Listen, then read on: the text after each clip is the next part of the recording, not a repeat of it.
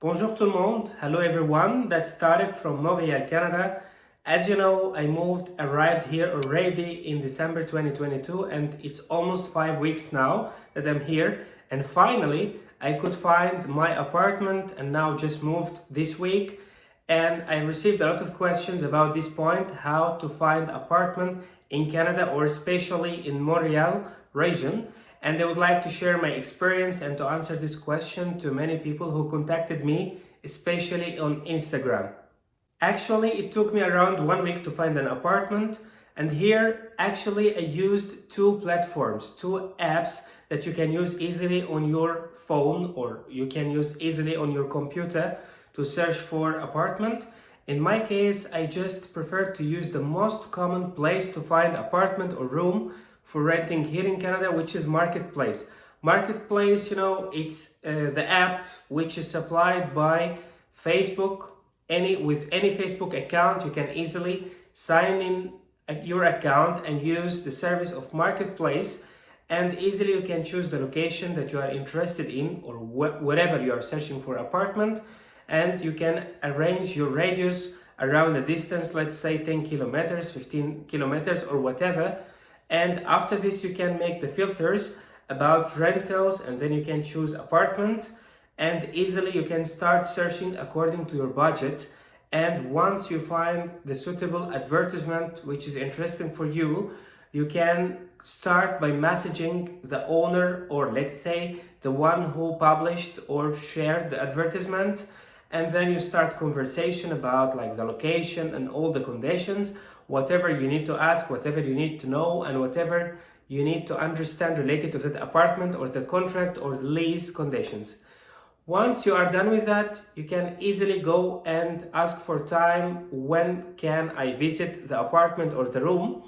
And once you are here already, or once you are visiting the place, you can start to speak and discuss about the conditions.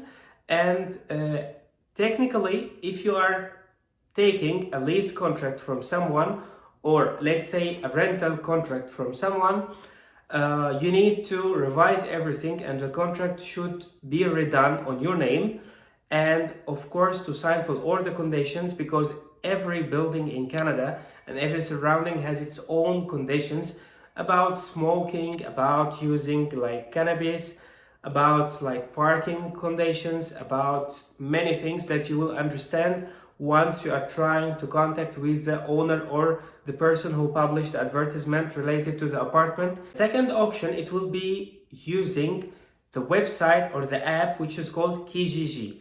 Kijiji, it's a very big platform that you can use for many things. You can search for apartments, you can search for many products, you can get a lot of services supplied by this website.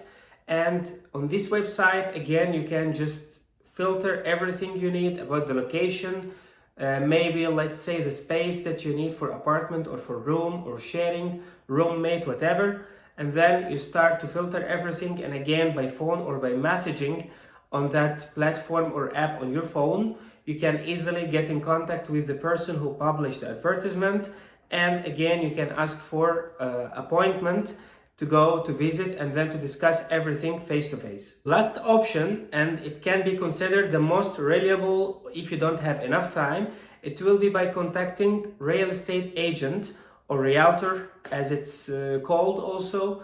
So once you can search for this easily on Google, or you will find a lot of advertisement even on the other platforms that I mentioned, or easily on Facebook. And believe me, once you start to search for that using your phone or computer, you will find all of these advertisements coming to you easily without any control, like Google understands what you are looking for. And then just once you start to find all, like let's say a website or phone number of real estate agent, you can get in contact and ask about the options that are available in the area that you are interested in, or you can also ask according to your budget. And believe me, like real estate agents always will be interested in helping you, because it's their business and it's the way how they make money.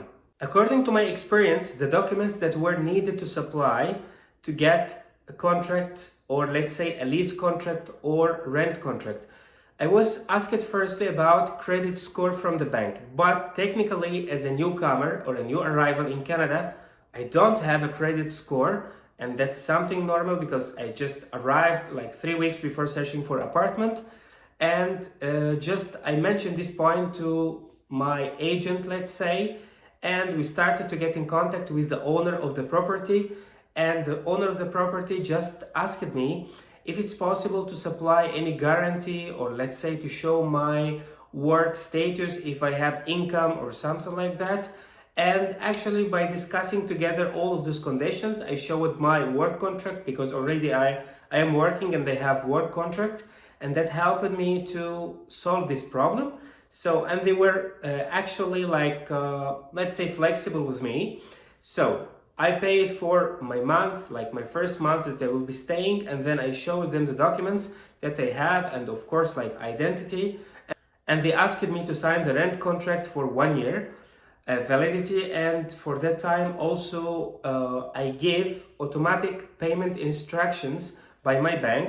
So it means that on the first day of every month, my bank will be able to transfer that money directly to the owner of the property without getting my confirmation, without anything. And of course that makes it easy for everyone to feel more comfortable. For some contracts, the landlord may ask you to get the bills of electricity and other services on your name, or you can be quoted or getting a complete price, everything included, which is also common in Canada. And because here in Canada, like, you will need to pay for electricity and of course for your internet, but as I mentioned, it can be offered completely all-inclusive by the landlord. About prices, if you are searching for apartment for yourself, like you are not interested in sharing, so let's say that if you avoid the city center or downtown in Montreal, it will be much cheaper. For me, I live just on the other side by the river, which is called Brossard, and it's like quite calm and nice environment, with just few minutes by car from the center or from the downtown of Montreal. And on the other side, parallel to my area, there's another area which is called Longueuil, and those two parts are completely renovated in very good conditions and big spaces, and at the same time it's much cheaper than the city center. Let's say, for example, I'm renting here studio, or as they call it here, small studio, 2,5 or 2.5, which means that they have bedroom and living room, let's say, with shower and bathroom and small kitchen, and in a small balcony also I'm paying for this almost 1,100 Canadian dollar, everything included, which is good deal.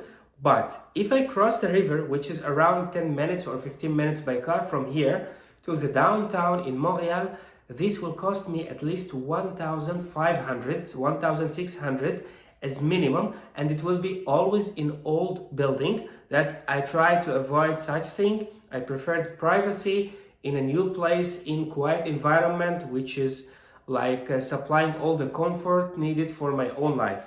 But on the other hand, if you are interested in sharing or you are searching for a room, I can advise that your budget will be in the city center or in the downtown, something between 750 up to 1,000, 1,200, depends on the deal, depends on the location, if you have parking place, if you are supplied all the services included or not. But if you avoid the city center, again, this budget can drop. I think it will be something around from 500 up to 800, depending again on the other specification of the room that you will be renting. That's my video for today. If you have any question, please don't hesitate to contact me on Instagram that you see now on the screen, or of course you can leave all your questions in comments here under the video, and feel free to contact me in any language you prefer. Thanks for watching. Don't forget to subscribe to my channel. Support me also by your like. Thanks for watching once again. Have a good day. See you soon. Ciao, ciao.